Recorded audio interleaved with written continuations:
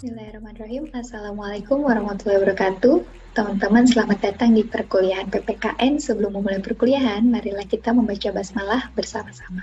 Bismillahirrahmanirrahim. Teman-teman, hari ini saya akan menjelaskan materi pertama kita, yakni Muhammadiyah dan Negara Pancasila. Setelah mengikuti perkuliahan ini, teman-teman, ada 3 hal yang akan teman-teman dapatkan. Yang pertama adalah mengetahui hubungan Muhammadiyah dan Negara Pancasila atau Indonesia. Yang kedua, memaknai atau memahami makna dari Darul Ahdi wa Syahadah. Yang ketiga, mengetahui peran-peran tokoh Muhammadiyah. Yang pertama, Muhammadiyah, mungkin teman-teman di sini sudah tidak asing lagi, ada yang dari TK Aba, mungkin dari SD, SMP, SMA, atau SMK Muhammadiyah, dan sekarang berkuliah kita di bawah Amal Usaha Muhammadiyah di Universitas Muhammadiyah Yogyakarta. Muhammadiyah, teman-teman, salah satu inspirasi pembentukannya adalah Surah Al-Imran ayat 104. Yakni artinya, dan hendaklah ada di antara kamu segolongan umat yang menyeru kepada kebajikan, menyuruh kepada yang ma'ruf, dan mencegah dari yang mungkar. Merekalah orang-orang yang beruntung, teman-teman. Ada yang tahu Muhammadiyah lahir tahun berapa? 1912. Pendiri Muhammadiyah adalah Kiai Haji Ahmad Dahlan. Nah, mungkin teman-teman juga bisa menonton di film Kiai Haji Ahmad Dahlan ya, filmnya tahun 2010 yang lalu. Nah, kalau kita lihat Indonesia atau Negara Pancasila, kita merdeka pada tanggal 17 Agustus 1945. Kalau dilihat dari tahun, tentu saja Muhammadiyah terlihat lebih dahulu didirikan, yakni 1912, sementara Indonesia 1945. Namun, yang akan kita pelajari adalah bahwa Muhammadiyah dan Indonesia memiliki satu tujuan yang sama. Teman-teman tahu? Silakan dibuka bukunya, saya share PDF-nya, bicara soal Muhammadiyah. Muhammadiyah memiliki satu tujuan, yakni mendirikan sebuah negara yang baldatun thayyibatun wa rabbun ghafur, atau negara yang baik dan berada dalam ampunan Allah Subhanahu wa Ta'ala. Nah, di dalam negara tersebut para penduduknya itu beriman dan bertakwa, sehingga negara itu tuh diberkahi oleh Allah Subhanahu wa Ta'ala. Nah, orang-orang yang ada di dalam negeri itu mendirikan atau membangun negeri dengan sebaik-baiknya. Nah, Indonesia, teman-teman juga punya tujuan. Di mana tujuan negara Indonesia? Ada di alinea ke-4 Undang-Undang Dasar 1945, yakni melindungi segenap bangsa Indonesia dan seluruh tumpah darah Indonesia, dan untuk memajukan kesejahteraan umum, mencerdaskan kehidupan bangsa, dan ikut melaksanakan ketertiban dunia yang berdasarkan kemerdekaan, perdamaian abadi, dan keadilan sosial, teman-teman. Nah, ini yang saya sampaikan tadi ya, tujuan negara Indonesia tercantum dalam alinea ke-4 Undang-Undang Dasar 1945, sementara Muhammadiyah secara persyarikatan juga memiliki satu tujuan untuk sebuah negara, yakni baldatun thayyibatun wa rabbun ghafur, negeri yang aman, damai, tentram, dan dilindungi oleh Allah Subhanahu wa Ta'ala. Nah, dengan kesamaan tujuan, maka Muhammadiyah bisa dikatakan dengan Indonesia memiliki tujuan yang sejalan untuk mendirikan sebuah negara. Maka salah satu hubungan Muhammadiyah dan Indonesia adalah keduanya memiliki satu tujuan yang sama. Kita lihat satu video yang akan saya putarkan. Muhammadiyah. Established in 1912, Muhammadiyah is popularly known as the largest modernist and reformist movement of Islam in Indonesia. The character of Islam promoted by Muhammadiyah are based on the Quran and Sunnah, not following certain school of theology, law, and Sufism in Islam, but learning from each of them and adopting the strongest position based on ijtihad, promoting religious reform and stronger emphasis on amal soleh, or good deeds.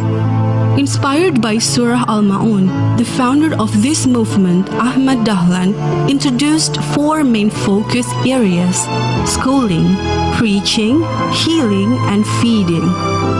Schooling. Muhammadiyah introduced a new system of education and promoted a new medium of transmission of knowledge through publication. Muhammadiyah now has thousands of schools from primary to post-secondary schools. Preaching. Muhammadiyah is based on promoting good, forbidding evil. This is taught through various mediums: TV, Muhammadiyah TV, Suara Muhammadiyah, one of the oldest magazine in Indonesia history, books, and face-to-face dakwah. Healing. Muhammadiyah has introduced a new healthcare system and tried to reform the reliance on traditional healers. Now Muhammadiyah has hundreds of hospitals and clinics. Feeding. Dahlan forbid his students and followers to indulge in observing ritual, but neglecting an impoverished and marginalized people. Muhammadiyah now has 100 orphanages spreading all over Indonesia. Currently, the activities of feeding are implemented by MPM, Lazismu, and MDMC. With the beneficiaries are not limited to the traditional 8 asnaf, recipient of zakat, but also helping 13 recommended issues and 17 SDGs. Muhammadiyah's social and educational programs are humanitarian in nature. They treat all people equally, regardless of social status, religion, or ethnicity. Muhammadiyah elevated the status of women by establishing a women's organization, Aisyah, in 1917. Religious reform continues to this day with the introduction of various Islamic laws, including fiqh on water, disaster, environment, regarding minorities, fiqh on children, fiqh on information, and disabled persons. Branches of Muhammadiyah has been established all over Indonesia. It even has built educational institutions in Muslim minority areas such as Papua, Manado, and Flores to provide literacy and education for everyone. To achieve its goals, Muhammadiyah is supported by 7 autonomous bodies: Aisyah, Nasyatul Aisyah, Hizbul Waton, Ikatan Mahasiswa Muhammadiyah, Pemuda Muhammadiyah, Ikatan Pelajar Muhammadiyah, and Tapak Suci. The governing structure of Muhammadiyah is organized from the national until the community level. In the last decade, Muhammadiyah was able to expand beyond the boundaries of Indonesia by opening special chapters in 16 countries. During the Muhammadiyah Congress in Makassar in 2015, the concept of Islam berkemajuan, Islam with progress, was introduced. This promoted an awareness that Muhammadiyah are global citizens, living in solidarity with all humanity. This concept has directed Muhammadiyah to be active in conflict resolution and humanitarian activities in several countries, including Myanmar, Philippines, and Thailand. Muhammadiyah also plays important role in United Nations as a member of ECOSOC. Started as a small movement in Kauman, Yogyakarta, now Muhammadiyah has been a century enlightening Indonesia and the world.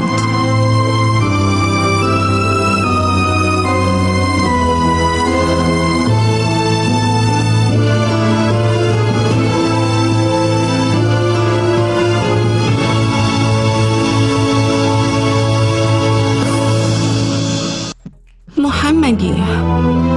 Ya, teman-teman, itu walaupun kita sedang tidak belajar kemuhammadiyahan, tapi teman-teman di sini kita akan membicarakan tentang hubungan Muhammadiyah dan negara Indonesia. Ada beberapa hal yang saya garis bawahi tadi dari videonya, bahwa kalau teman-teman ingat ada 4 hal yang disebutkan, ada yang healing, ada yang nursing, school, dan feeding, teman-teman. Nah, ketika negara Indonesia mulai merdeka, maka pertanyaan saya adalah apakah tujuan negara Indonesia untuk yang tercantum di dalam alinea keempat Undang-Undang Dasar itu sudah tercapai? Teman-teman. Nah, di dalam proses perjalanan kebangsaan, Indonesia mengalami beberapa hal-hal yang menjadi masalah. Di antaranya ada stagnansi, kemudian ada distorsi dan penyimpangan di dalam proses pencapaian tujuan-tujuan. Maka dari itu mungkin teman-teman tidak asing lagi dengan berbagai macam-macam masalah yang ada di Indonesia. Lanjut, Darul Ahdi wa Syahadah, teman-teman. Pada Muktamar Muhammadiyah ke-47 di Makassar atau Agustus 2015 ini diserukan sebuah konsep, yakni Darul Ahdi wa Syahadah. Disebutkan bahwa negara Pancasila sebagai Darul Ahdi wa Syahadah. Darul Ahdi wa Syahadah ini diserukan oleh Persyarikatan Muhammadiyah seperti itu, teman-teman. Apa artinya? Darul Ahdi artinya negara tempat kita melakukan konsensus nasional. Negara kita berdiri karena seluruh kemajemukan bangsa, golongan, daerah, kekuatan politik, ini semuanya sepakat untuk mendirikan Indonesia. Jadi perlu kita ingat tadi sejarahnya bahwa Indonesia merdeka 1945, sementara Muhammadiyah sudah ada. Apa sih kemudian yang membuat Muhammadiyah ini juga turut serta dalam proses kemerdekaan Indonesia? Karena Muhammadiyah punya satu cita-cita tadi, Baldatun Thayyibatun Warabun Ghafur, dan itu diharap Indonesia bisa bersama-sama dengan Muhammadiyah ada di dalamnya untuk membentuk atau mendirikan sebuah negara Indonesia yang tadi sesuai tujuan Baldatun Thayyibatun Warabun Ghafur, teman-teman. Itu kita kembali lagi ke Darul Ahdi, artinya tadi bahwa negara Indonesia kan terdiri dari berbagai suku, agama, budaya, berbagai daerah, ada Kalimantan, Sulawesi, Sumatera, Jawa, dan lain-lain. Itu sepakat untuk bersama-sama mendirikan ini loh yang namanya Indonesia. Itu yang dimaknai dengan pengertian Darul Ahdi. Sementara ini ya tadi konsensus, kesepakatan atau pemufakatan bersama secara kamus besar bahasa Indonesia, arti dari konsensus. Nah, kemudian wasyahadah artinya negara tempat kita mengisi. Jadi Muhammadiyah tidak hanya sekedar bersama-sama untuk mendirikan bangsa Indonesia, tapi juga mengisi kemerdekaannya. Jadi setelah kita punya Indonesia, tadi kan sebelum merdeka nih, kemudian semuanya bersepakat untuk mendirikan Indonesia. Setelah merdeka apa nih?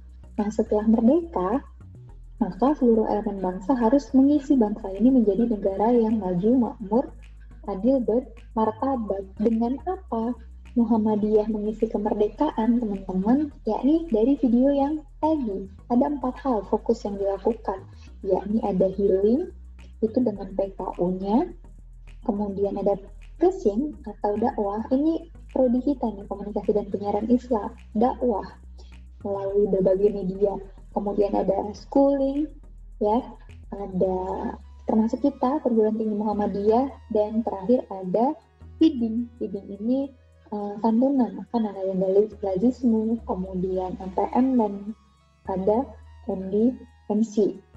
Nah, jadi dari Ahdi wa Syahadah ini maksudnya adalah Muhammadiyah sepakat dan berbagai organisasi lain itu untuk mendirikan Indonesia, namun tidak hanya sampai kepada mendirikan saja, melainkan harus mengisinya dengan hal-hal yang bisa untuk mencapai tujuan negara tadi, Baldatun Thayyibatun Warabun Ghafur. Begitu, teman-teman. Di sini sudah cukup mengerti bahwa pembentukan negara Indonesia merupakan kesepakatan dari berbagai elemen, sehingga kita wajib mengisinya dengan kebaikan. Nah, Muhammadiyah mengisi kemerdekaan dengan aum atau amal usaha. Apa tadi yang saya sebutkan? Ada 4, ada khutbah, ada sedekah, ada healing atau penyembuhan dengan PKU, kemudian ada feeding, dan MDMC. Mohon maaf. Ya.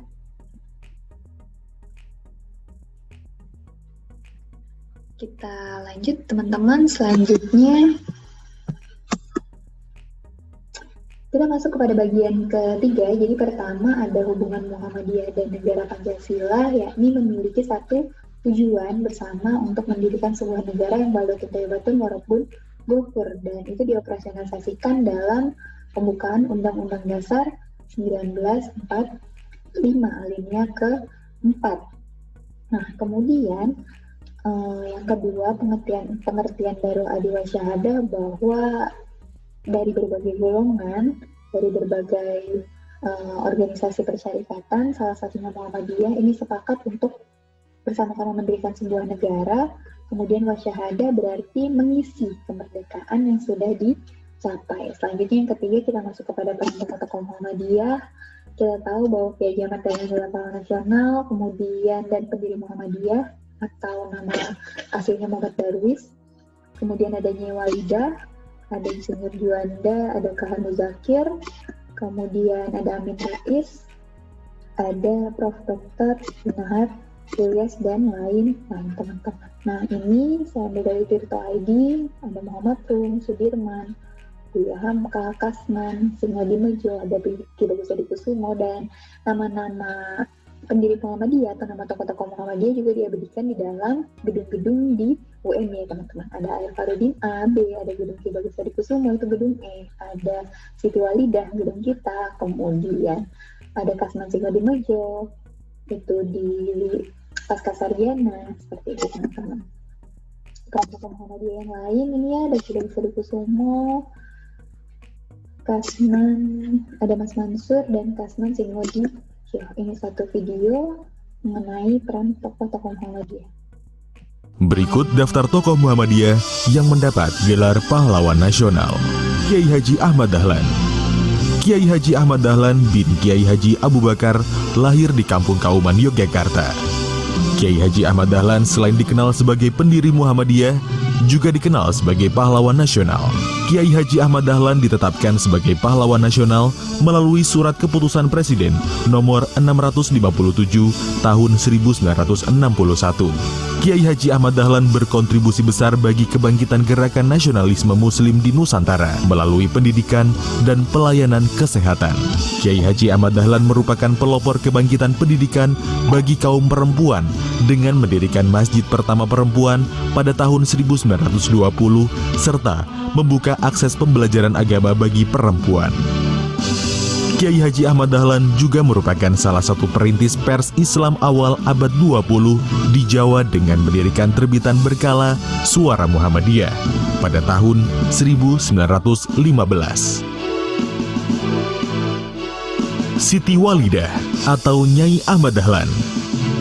Siti Walidah atau seringkali disebut Ibu Nyai Haji Ahmad Dahlan merupakan ulama perempuan dan tokoh nasional. Mendirikan organisasi perempuan Muslim Aisyah yang sebelumnya masih bernama Sopo Tresno tahun 1914. Siti Walidah lahir di Kampung Kauman, Yogyakarta pada tahun 1872. Perjuangan penting Siti Walidah banyak terkait dengan perjuangan akses pendidikan bagi kaum perempuan. Ia melatih banyak mubaligot agar bisa menjadi pemandu keagamaan di kampung-kampung. Maka tidak heran jika Siti Walidah termasuk ulama perempuan yang mempelopori munculnya pondok atau asrama khusus untuk pengajaran dan bimbingan keagamaan pada perempuan. Pada tahun 1926, Siti Walidah termasuk salah satu perempuan pertama dalam sejarah kolonialisme Hindia Belanda yang berbicara di depan publik. Ia tampil memimpin sidang pada Kongres Muhammadiyah ke-15 tahun 1926 di Surabaya.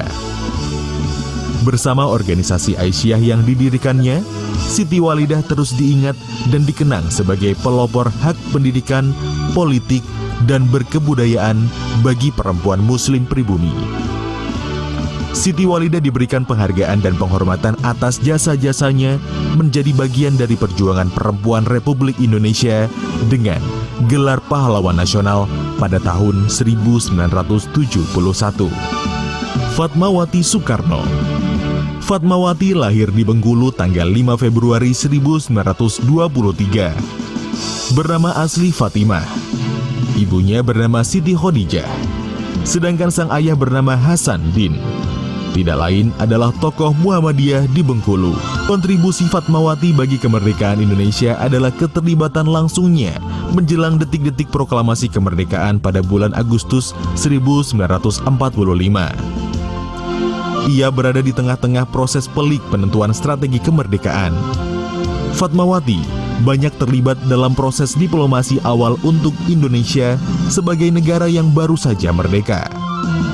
Selain menjadi aktivis Aisyah, Fatmawati juga banyak terlibat aktif dengan berbagai gerakan perempuan serta organisasi. Ia bukan saja tampil sebagai istri seorang presiden pertama Republik Indonesia, tapi sepanjang hayatnya telah membuktikan betapa pentingnya keterlibatan perempuan bagi kemerdekaan bangsa dan kaumnya. Fatmawati aktif mendukung pergerakan perempuan kaum ibu, lembaga filantropi, dan pemberantasan buta huruf. Insinyur Soekarno. Insinyur Soekarno merupakan Presiden pertama Republik Indonesia, tokoh pergerakan kemerdekaan Indonesia, dan aktivis Muhammadiyah. Pada usia 15 tahun di Surabaya, ia bertemu pertama kali dan kemudian belajar Islam pada Kiai Haji Ahmad Dahlan yang sedang mengadakan kunjungan ceramah. Bung Karno mengaku setelah itu ia sering mengintil Kiai Haji Ahmad Dahlan untuk belajar tentang Islam. Sehingga bisa dikatakan bahwa pengembangan pemikiran kebangsaan dan keislaman pada sosok Bung Karno sangat dipengaruhi oleh HOS Cokro Aminoto dan Kiai Haji Ahmad Dahlan. Pada tahun 1938, Bung Karno resmi menjadi anggota Muhammadiyah. Dukungan Bung Karno terhadap Muhammadiyah masih terus berlangsung hingga ia menjadi presiden. Jenderal Sudirman. Jenderal Sudirman lahir di desa Bodas Karangjati, Purbalingga, Rembang, Jawa Tengah pada tanggal 24 Januari 1916. Sudirman berkiprah panjang sebagai seorang guru. Ia pernah menjadi kepala sekolah Honlandens Inlandens School atau HIS Muhammadiyah di Cilacap. Keterampilan menjadi guru diperoleh Sudirman tatkala ia belajar selama 1 tahun di Sekolah Pendidikan Guru Honlandens Inlandens Quake School milik Muhammadiyah di Solo. Keterampilan kepanduan yang kelak menjadi bekalnya selama masa revolusi Indonesia diperoleh Sudirman adalah tokoh kunci yang memimpin gerilyawan memukul mundur Belanda dalam pertempuran di Ambarawa. Pada usia sangat muda yakni 29 tahun, Sudirman menjadi orang pertama dan satu-satunya hingga hari ini yang diberi gelar tertinggi dalam hierarki kemiliteran yakni Panglima Besar Tentara Indonesia. Gelar tersebut diberikan langsung oleh pasukan gerilyawan yang dipimpinnya tanpa campur tangan pemerintah. Insinyur Juanda Kartawijaya. Insinyur Juanda Kartawijaya atau kini dikenal dengan Insinyur Juanda adalah Perdana Menteri Indonesia ke-10 dan aktivis Muhammadiyah. Lahir di Tasikmalaya pada tanggal 14 Februari 1911, ia berperan penting dalam pembentukan Indonesia sebagai negara kepulauan melalui Deklarasi Juanda yang dicetuskan pada tanggal 13 Desember 1957. Sebab melalui deklarasi tersebut, area perairan berupa laut menjadi dimiliki oleh Indonesia. Konsep Negara Kesatuan Republik Indonesia atau NKRI lahir dalam Deklarasi Juanda. Kiai Haji Fakhruddin lahir pada tahun 1890, merupakan pahlawan nasional dan pendiri percetakan Muhammadiyah. Ia merupakan salah satu putra Haji Hashim, Lurah Keraton. Kiai Haji Fakhruddin banyak dikenal melalui aktivitas pergerakan pers Islam. Di antaranya, ia pernah menangani koran sebagai redaktur Medan Muslimin dan Islam Bergerak. Pada tahun 1923 hingga 1929, ia menjadi wakil pengurus Muhammadiyah. Berkat dedikasinya dalam pengembangan pergerakan Islam dan kontribusinya bagi gerakan pers di Indonesia, ia memperoleh gelar pahlawan nasional pada tahun 1964. Hamka. Buya Hamka adalah seorang ulama, politikus, dan seorang penulis paling produktif pada masanya. Ratusan karya tulis telah ia sumbangkan sebagai warisan intelektual otentik untuk bangsa Indonesia. Sebagai aktivis Muhammadiyah, nama Hamka dikenal luas di Timur Tengah dan Asia Pasifik. Karya monumentalnya Tafsir Al-Azhar dan sejumlah buku lain seperti tasawuf modern terus dicetak bukan hanya di Indonesia, tapi di Malaysia dan Singapura. Meskipun tidak menyelesaikan sekolah secara formal, ia menerima pengakuan dan penghargaan akademik. Universitas Al-Azhar dan Universitas Nasional Malaysia memberikannya gelar doktor honoris causa. Hamka adalah ulama kunci di balik penerimaan publik Islam atas Pancasila. Ia menulis satu buku berjudul Urat Tunggang Pancasila, pada tahun 1951.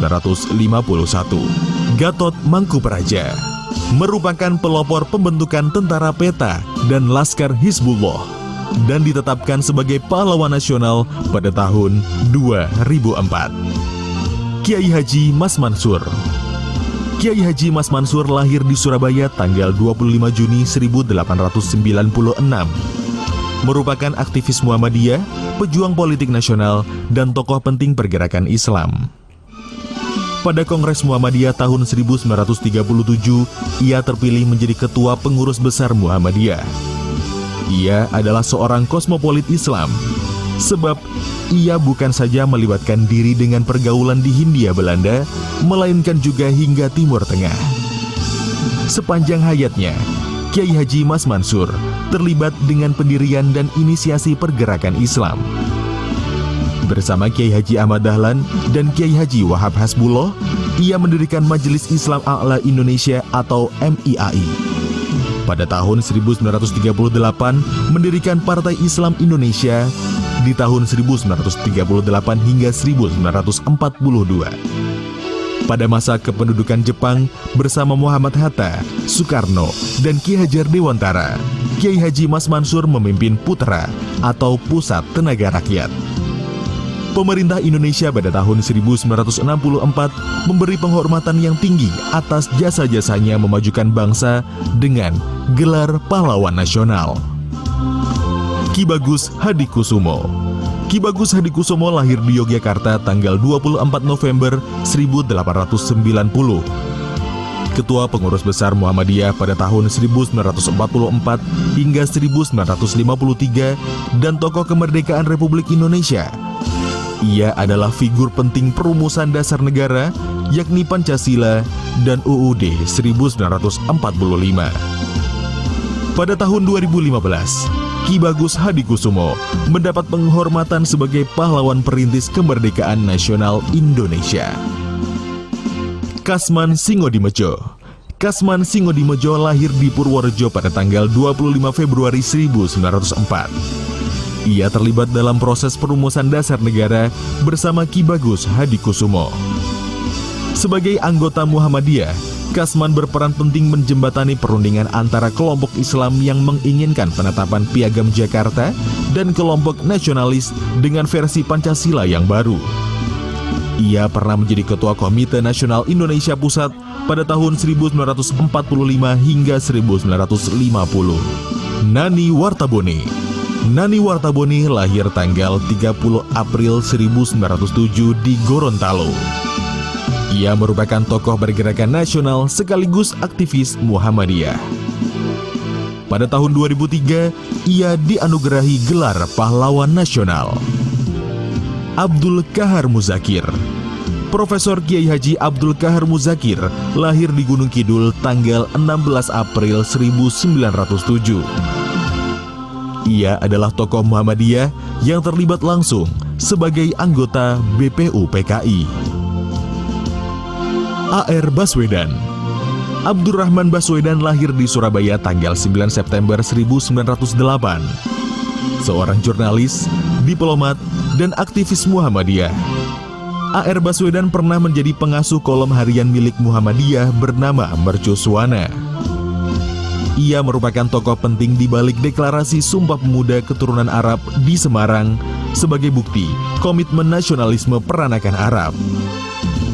Pada tahun 1970, A.R. Baswedan menerima Bintang Mahaputra Utama sebagai bentuk penghormatan atas kontribusi besarnya dalam penyusunan UUD 1945.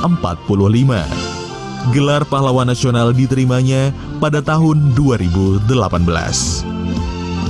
Muhammadiyah tidak akan lelah merintis, melahirkan, dan membesarkan Indonesia.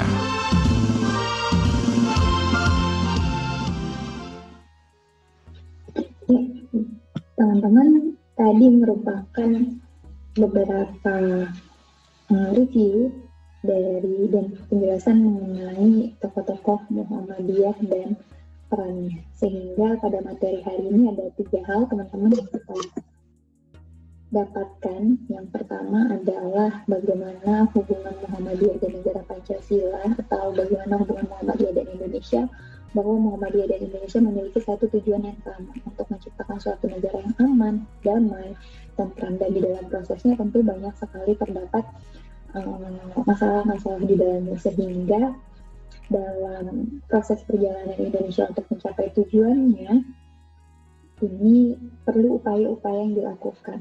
Maka pada poin kedua, Darul Adil wa Syahadah, Darul Adil berarti sebelum merdeka, kemudian golongan, kelompok, suku, budaya, agama yang berbeda-beda ini sepakat konsensus untuk mendirikan satu negara Indonesia, dan Muhammadiyah tidak hanya sampai pada mendirikan saja, tapi mengisi kemerdekaan Indonesia dengan 4 hal tadi.